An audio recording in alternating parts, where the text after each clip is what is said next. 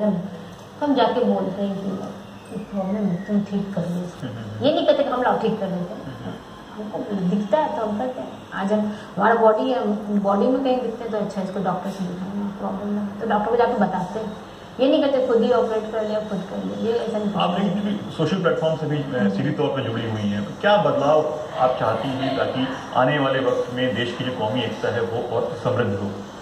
इसके लिए strict constitution में भी स्ट्रिक्ट कानून लागू होना चाहिए। क्या करना चाहिए? कानून ये चाहिए कि धर्म से रिलेटेड या फिर हमारी एकता से रिलेटेड किसी को बोलने का हक नहीं होना चाहिए। तो कहने का मतलब यह है कि हम ऐसे मिशन के तौर पर तैयार करें कि मुख्तलिफ मज़हब के लोग हैं। अरे यही ना भारत की खूबसूरती तो यही है कि मुख्तलिफ मज़हब के लोग मिल करके यहाँ रहते हैं और दुनिया में ये मिसाल है, ऐसी मिसाल दुनिया में नहीं मिलेगी, समझा?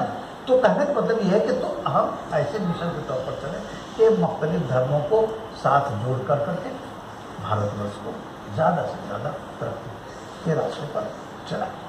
लेकिन चूंकि आप शिक्षा के क्षेत्र से जुड़े हुए हैं, हमने देखा है कि आजकल शिक्षा को भी धर्म से जोड़कर देखा जाता है। ऐसी एक मान्यता बन गई है कि अगर कहीं